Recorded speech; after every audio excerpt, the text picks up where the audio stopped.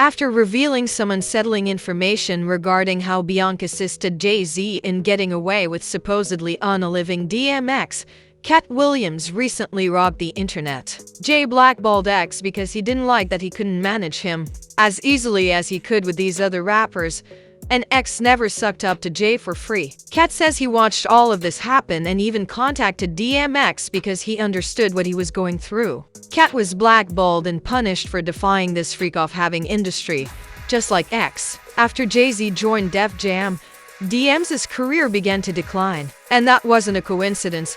According to Irv Gotti, Jay's former best pal, Jay deliberately destroyed DMX's career until it was completely destroyed, which made him rely on drugs to survive. For those of you who are unaware, Jay-Z and DMX were friends before they became well-known. However, when Jay took over as president of Def Jam, he became envious and began to ruin DMX's career. At that time, DMX was in control of the business and had even achieved 5 consecutive #1 albums on the Billboard 200. But after Jay-Z took over, everything changed. Everybody knows you've had battles with throughout the years. Yeah. So at the time, they were saying that, you was on drugs. That's why they didn't want to invest in you. Right. They already invested. What you mean they didn't want to invest? They already invested. Like I said, the album was recorded, shot the video, everything. That was just some bullshit. You know what that was. Do you ever feel Let's like get people, rid of the competition? Do you ever feel like people at the label didn't do enough for you when they could tell that you really needed help, or do you think that you were too far gone? No, I was never too far gone. I mean, they just all I needed was just do me like you do everybody else. Don't sit there and speculate about this and think about this and assume this. Just do me like you do everybody else, and it's gonna be all right, man. You know what I mean? But that never happened. So I think with DMX too, you never Def Jam. I feel never put a lot into DMX. It was always the groundwork with DMX. In a radio appearance, DMX again attacked Jay, accusing him of sabotaging his career by abusing his influence at Def Jam. What happened was, I had the crazy track record at Def Jam, everything was good. I go to do the 6th album. Jay-Z became president. Yeah. When he first got the job, he hit me with the call like, yo, dog, DMX is running the building like, yo, you good. Finish the album, shoot the video. What happened? Let's go on vacation and, we don't know. What you mean you don't know? How do you listen to a whole album, pick a single, shoot a video, then don't know? Okay, I see what's really good. You're trying to eliminate the competition. Because at first you retire, then get me off the label, now you're back rapping again. Okay. It's all good. Recall that Irv Gotti, Jay's former best friend, also exposed him, as I mentioned before. Irv claims that Jay was envious of DMX and even ruined a collaborative record that he, Ja Rule, and X were working on because he was angry that X bodied him in every song. I was like, we gotta sign DMX, and they laughed at me. I remember when I left the office, Tina Davis said, she knew what I wanted to sign DMX. She said, DMX don't sell, your ass is fired. Jay and Dame did not believe in DMX. Jay would be like, you think he's better than me? And I'd be like, he's nice just like you. I said, if you look in the hood, there's less of like you and more like him. Yeah, but he don't want to live that. He's depressing, Gotti. And I said, I don't give a. So Jay used to watch me grind with X, and he was off with the Hitman. And then something strange happened when I made it out. Jay and his ex's chilly reception essentially set the stage for their tumultuous relationship. Rumor has it that they continued to work together behind the scenes until X passed away, despite the fact that they only collaborated on a few tracks after that. Additionally, Earth disclosed that X, Jay, and Ja Rule had truly collaborated on an album. However, Jay's anger over X overshadowing him prevented the record from ever being released. X was with it, Ja was with it. Jay wasn't with it. I tried 2 times to make that album happen. X was with it, Ja was with it. Why do you think Jay didn't want to be that way? This is just my opinion. Just my opinion. I don't think Jay wanted to get in that room with X and Ja. It was not. One more than the other, or no, both? No, both. Jay is a very smart person. He's gonna do an album with R. Kelly. R. Kelly worships Jay-Z. Worships him. And Kanye West. Kanye West worships Jay-Z. And Jay Electronica. They all worshiped him. X and Ja don't worship Jay-Z. You're my man, but when that beat comes on, you're not above me getting at you. And that's what I did not feel Jay wanted to deal with. He didn't want to deal with, know, I'm saying they would come at each other subliminally. So it wasn't a direct hit where they're gonna say your name and thing. But they coming at you. So do I want to make a whole album with these coming at me? And if I'm Jay-Z, there's a slight chance that what is gonna say I'm not the nicest. That's what Right. It's not worth it. Where's my win? Right. The only thing I'm seeing with this is a potential loss. But now people are saying these is better than you.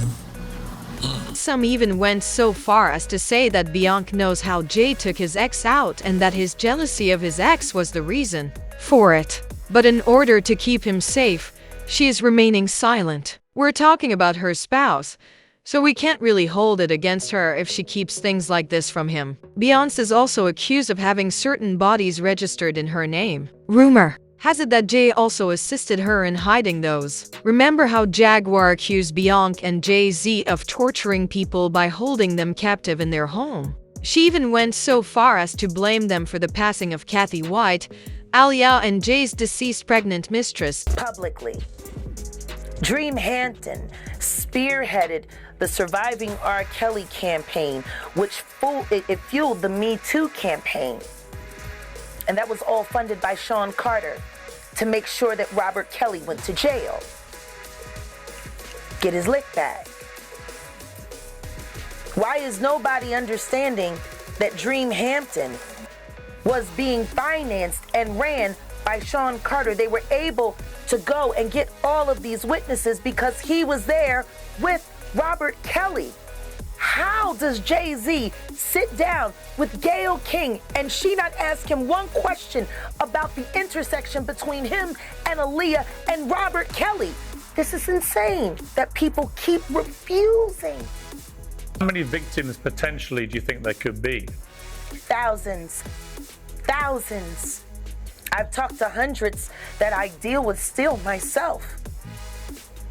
I have 3 victims right now who are willing to give testimony about not only what Mr. Carter has done to them, but his wife as well. They're a nasty little couple. They do nasty things. What do you think happened with Kim? Keeping people against their will. Putting people on planes while they're unconscious, just like Aaliyah got on that plane. Unconscious. There's a lot of things that people don't want to talk about. That changes now, Sean. You must respond. You have no choice. Harvey Weinstein, Jeffrey Epstein, Robert Kelly, Sean Combs have one person in common, professionally and privately. Sean Carter.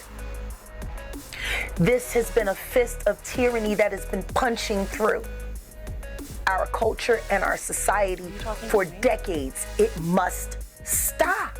After doing some research, some now think that Kathy was the subject of Beyoncé's confession in the song Daughter. Beyoncé described in explicit detail in the song how she, Jay-Z, and the restroom attendant who assisted them allegedly cleaned up the murder scene. "Your body laid out on these filthy floors," the song said. "My bespoke couture is stained with your blood." The restroom attendant allowed me to write. She loved it. I made a concerted effort to remain calm, but your haughtiness disrupted my isolation. You're all black and blue now that I tore your dress. Look what I did because of you. The pathologist determined that Kathy had a brain aneurysm at the time of her death. Jaguar, however, asserts that Jay and Bianca were responsible. She claims that Jay chose to take Kathy out because Bianca learned of their affair, and if Jay didn't, she intended to handle things herself. Fairly. She actually died screaming, and the Carters are responsible. But one of them is just a little more responsible than the other. Question is, did Sean Carter delete his mistress, his pregnant mistress, because his wife was jealous? Or could it be possible that maybe his wife's temper is just a little worse than most people think. And maybe he just had to clean it up to protect the brand, see?